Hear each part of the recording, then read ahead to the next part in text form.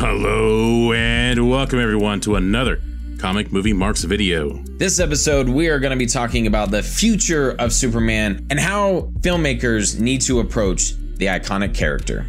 The dilemma that is Superman, nostalgia v evolution, kind of the growing pains of the character of Superman. How do you adapt this character to film? The question has been asked several times. It even goes far back to Superman Lives, where Tim Burton and Nicolas Cage were going to bring Superman to the big screen. The question is, what do you do with Superman? It's time for another good idea, bad idea. Good idea. That farmer's dream is all some people have. It's all that gives them hope.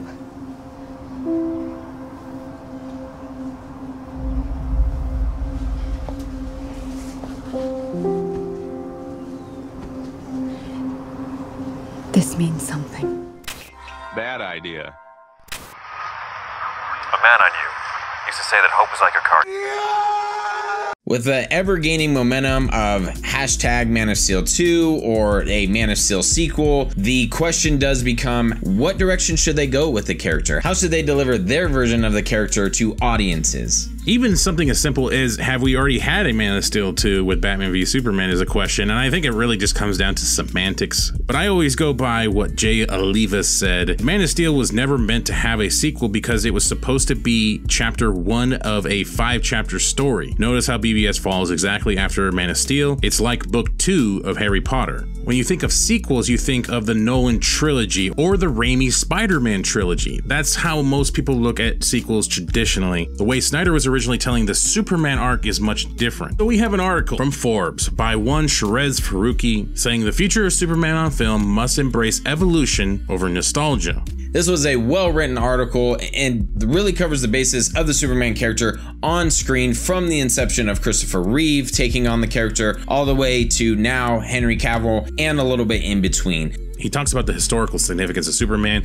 Obviously, Superman has been around for 82 years. And I think that's an important detail that we've talked about many times, how you can typecast this character into one particular iteration. There is no one definitive version of Superman. Shiraz starts off the article by stating, respect Christopher Reeve, but do not replicate him. And this is very important. He touches on the fact that Christopher Reeve was iconic and exemplified Superman on and off camera. Superman the movie also changed cinema and forced the world to take Superman as a serious character in the medium. Even Marvel president Kevin Feige stated, Superman the movie is still to this day the archetype of the perfect superhero film origin story, and we watch it before we make almost any one of our films.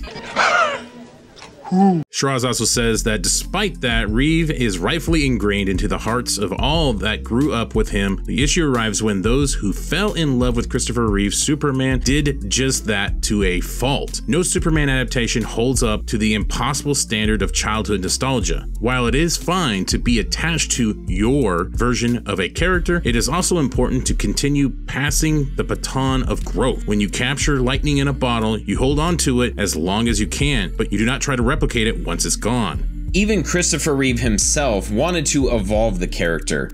I felt that after 2 films worth of bumping into doors, by now I should know where the doors are, and the elevators and the street crossings.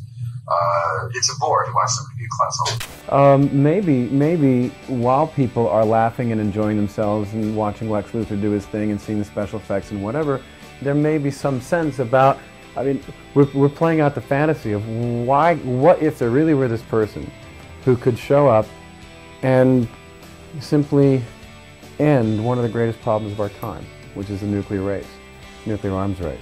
Mr. Faruqi also talks about how the evolution of other comic book characters has been embraced over the years, especially when it comes to Batman and its many iterations. He says the key to Batman has always been uniqueness in interpretations. West, Keaton, Bale, Affleck, and what we've seen of Pattinson each stand on their own. Neither is tethered to the other, yet for Superman, there was always a push. Tether all future iterations to Reeve until 2013. Superman Returns with Brandon Routh. Unfortunately, it was ultimately doomed from the start. Bryan Singer wanted Brandon Routh to play not his own version of Superman, but Christopher Reeve's version of Superman. Although that may fulfill the nostalgia point of view, that is still leaving people wanting more from the character. They've seen that version of the character before. Where do we go from here?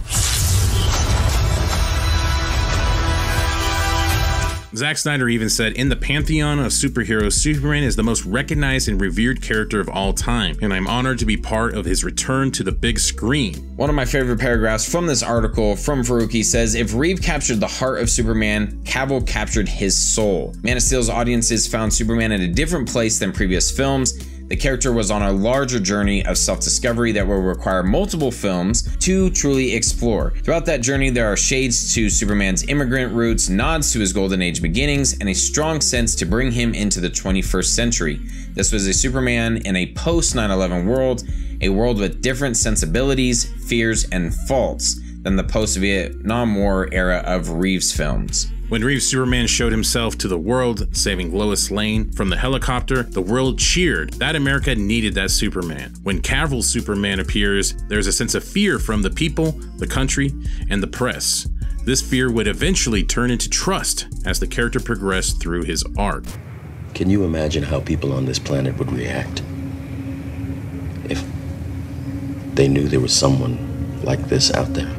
This is something that is so important. For me, as a Superman fan, I was not sure that I wanted Zack Snyder's version of Superman until I saw it. I have been used to the nostalgic version. I actually really enjoyed Superman Returns, and I was not looking really for any other iteration aside from maybe in the comic books. He's been taken in different directions, but on screen, I was expecting the more classic approach. I saw the new potential that this character has. It really opened my eyes even further of the loner, of the person who's really trying to find his place in this world, and really understanding the soul of the character of Superman. The article says the future of Superman must embrace progress. For Superman to truly thrive, the character must be allowed to evolve in the same way Batman or Spider-Man have evolved from iteration to iteration. If audiences and critics can accept that Tom Holland is a different Spider-Man from Tobey Maguire, and can also see that Robert Pattinson is a different Batman than Adam West, surely we should understand Henry Cavill is different than Christopher Reeve. There's a difference between dressing up like Superman and being Superman. And that was the difference with Henry when he was in the costume. It's a magical thing. It's like a glass slipper. Henry put the costume on and he wasn't. One of my first days on set, I was talking with Amy, and right then I look over and there's Henry walking towards me. I was like, holy. She's like, right? Superman. In our interactions at Comic-Cons that we've had with individuals talking about Zack Snyder's Justice League, we also bring up his version of Superman. And we've had different reactions to this version of Superman. Do you know who Zack Snyder is? Unfortunately, yes. He did me wrong. Oh no. Oh no. Okay. I don't snap necks, people. I think we are impatient as a society and we didn't let the story unfold. And the way I explain to people that I can separate the comic book, those characters, from the movies, a lot of people can't. And it's not my story to tell. It was Zack Snyder's story. First question, what is your favorite DC movie? I'd have to say Superman, the movie from 1978, followed very closely by Superman 2. Okay, that makes sense given the classic getup. What did you think about Man of Steel? I absolutely loved it. Like, that is tied for second with Superman 2. Okay, perfect, awesome. So are you familiar with Zack Snyder? I am, very much so. Okay, what do you think about his movies and kind of what he was doing with the DC universe? I liked what he was doing because he was kind of making them for like the diehard fans, whereas like a lot of times superhero movies tend to be like more for everybody, like you can hop on in any place, whereas he made them specifically for the diehard fans. And so because I was a part of that particular group, I absolutely loved what he was doing, and I'm bummed that he didn't get to continue. And this is the constant battle that DC and WB will have to go through over the next iterations of Superman. Even someone like Matthew Vaughn, who was at one time brought on board to do a Man of Steel 2, even said, weirdly, if I did do Superman and I made the mistake of telling someone, yes, I have spoken about it, and then wallop, I think my main take would be, it's really boring, but make a Superman film. I just don't feel a proper Superman. I think Donna did it to perfection, for that time. Sure. And just doing the modern, I do a modern version of the Donna. Right. We don't just do a modern version of what was done in the 70s. Those movies are a product of that time for a reason. Kind of funny enough, there was a question posed on Twitter. A person asked, I want opinions from Superman fans who weren't necessarily a fan of Snyder's take. Did you just want a Christopher Reeve redo? Did you think Cavill was a good choice but didn't like the characterization? What do you want? I'm really intrigued by what people think given the article. Mario F. Robles replies, I definitely didn't want a Reeve redo. I definitely was a fan of all of the casting, including Cavill's. Huge fan of the tone, approach, and aesthetic. That score, ? Fire. But I thought the Codex plot was convoluted, and the endless third act lacked emotional stakes and heroism. To answer what I'd want, a Superman who is pure of heart even as he questions his place on Earth in a world that's on the verge of another world war, have Brainiac pulling the strings, pitting nations against one another, and make Supes have to stop him and inspire others.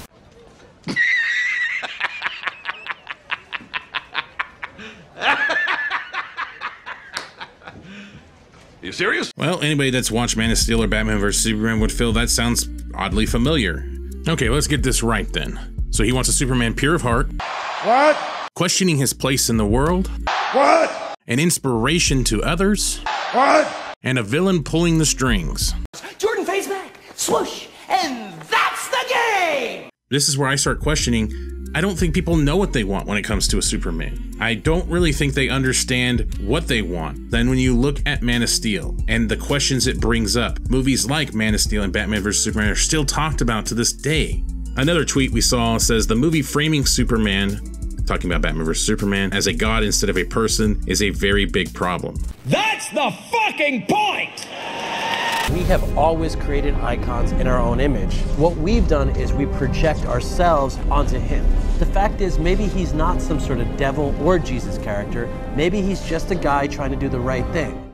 This is where I start questioning people actually trying to understand or appreciate these movies, because it seems like you're kind of missing the point, or actually you do understand the point of the movie. Maybe? I don't quite get what the point of this tweet is, because that is the point. They are framing him like a god. Lex Luthor is treating him like a god, and that he has to expose him when he's just a normal guy that's trying to do the right thing. That's the point of the movie. That's the point of this Superman arc. I don't understand what the misconception is here. And again, like I said, I just feel like people don't know what they exactly want when it comes to a Superman movie. What it seems that people really want is a blend of Christopher Reeve with the campiness and the fun and the humor and the bright suit, putting that in a real world. We have Zack Snyder's Justice League coming out in 2021. This will be the next step in the evolution of Henry Cavill's and Zack Snyder's version of Superman. And I think what ultimately people will realize is they just wanted you to fast forward all the way to that version of Superman instead of seeing the progression, instead of seeing the evolution and the struggle that character had to go through to become Superman. Accelerated hope and optimism is the downfall of this character. What we need is an extended story, a true arc of Superman. And by chance, if Zack Snyder gets to continue that story with Justice League 2 and 3, it'd be quite interesting to see what people's interpretation of this Superman is then, after the 5-movie arc is finished, and you get to see Superman truly as the character that apparently you wanted so dearly. The epitome of truth, justice, and the